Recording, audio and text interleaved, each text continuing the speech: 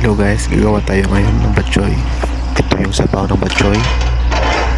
Ginamit ko yung ulo ng baboy. May bawang, sibuyas, asin, tapos paminta. Dito naman ilalagay ko na yung mga sahog niya. Yung noodles, baboy, atay. Tapos lagay ko ng chicharon sa taas.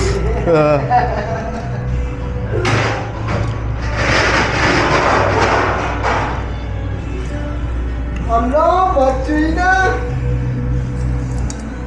Si Joseph.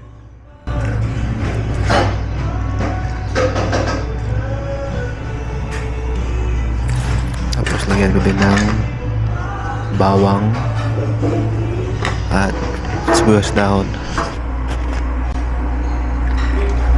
Ayan, ready na po yung sabaw nito.